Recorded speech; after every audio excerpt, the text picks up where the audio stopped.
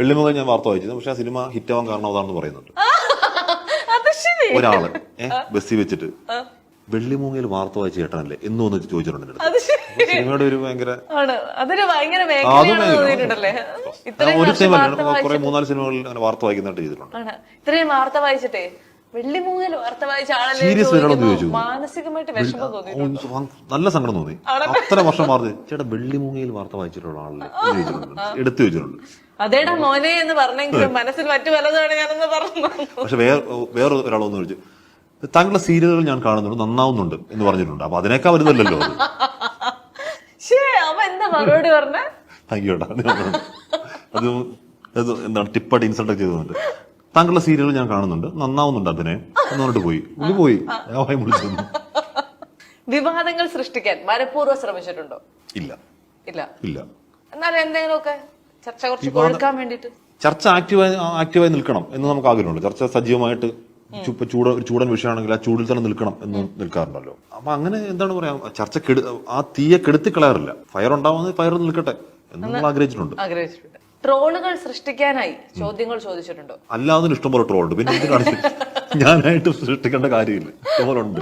അല്ല, എന്നാലും ചില ചോദ്യങ്ങൾ ചോദിക്കുമ്പോഴത്തേക്ക് നമുക്ക് അറിയാലോ, അല്ലെ അവരുടെ ഉത്തരം കേൾക്കുമ്പോൾ നമുക്ക് അറിയാലോ, ഇന്ന് ഗംഭീര, ഇന്ന് എല്ലാവർക്കും ഉള്ളത് കൊടുത്തിട്ടുണ്ട് എന്നുള്ളൊരു ഒരു സന്തോഷം തോന്നാറുണ്ടോ? അങ്ങനില്ല. ഇല്ല. ഏതെങ്കിലും ഒരു കോ ആങ്കറിനോട് അല്ലെങ്കിൽ മറ്റൊരു അവതാരകനോട് കുശുമ്പ് തോന്നിയിട്ടുണ്ടോ?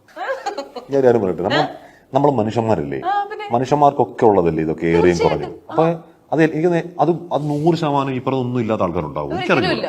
അതല്ല ഞാൻ പറഞ്ഞ എല്ലാവരും ചെറിയ ശതമാനം എനിക്ക് ഉണ്ടായിട്ടുണ്ട്. ചെറിയ ശതമാനം ഉള്ളൂ. അതല്ല നമ്മള് എന്താണ് അത് അങ്ങനെ വളർന്നു, നമ്മൾ വളർച്ച തടയണം, അതിനുവേണ്ടി അതൊന്നുമില്ല.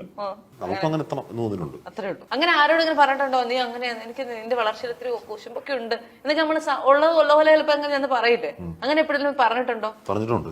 അതെ, അത് ശരി.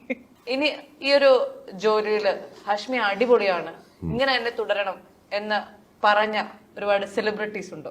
ഉണ്ട്. ഒരാളെ പറയാവോ? സിദ്ദിഖ്.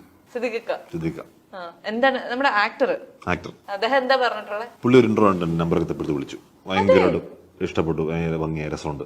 ആണ്. സിദ്ദിഖ് ഇങ്ങനെ ആള് നമ്മളെ നന്നായി ചെയ്തു കഴിഞ്ഞാൽ നമ്മളെ വല്ലാതെ പ്രോത്സാഹിപ്പിക്കുന്ന, എനിക്കത് വ്യക്തിപരമായിട്ട് അറിയാവുന്ന ഒരാളാണ്. ഞാനൊരു ഇന്റർവ്യൂ മമ്മൂട്ടിക്ക് അയച്ചു കൊടുത്തിട്ടുണ്ട്, അത് പുള്ളിക്ക് ഭയങ്കര ഇഷ്ടപ്പെട്ടുണ്ട്. അതെ, എനിക്കൊരു കാര്യം മനസ്സിലായി, ഉള്ളിൽ സിനിമ എന്ന് പറയുന്ന ഒരു വലിയ മോഹം ഒരു സൈഡിലുണ്ട്. മമ്മൂട്ടി നമുക്ക് എല്ലാവർക്കും ഇഷ്ടമല്ലേ. എന്നാലും നമ്മള് അദ്ദേഹത്തിന്റെ നമ്പർ തപ്പി കണ്ടുപിടിച്ച് അദ്ദേഹത്തിന് നമ്പർ നമ്മൾ ഒരുമിച്ചുള്ള വാട്സാപ്പ് ഗ്രൂപ്പ് ഉണ്ട്, ഞാറ്റുവല്ല എന്ന് പറഞ്ഞിട്ട്, വി കെ ശ്രീരാമനൊക്കെ ഉള്ള ഒരു ഗ്രൂപ്പാണ്. ആ ഗ്രൂപ്പിൽ പുള്ളി നമ്പർ ഉണ്ട്.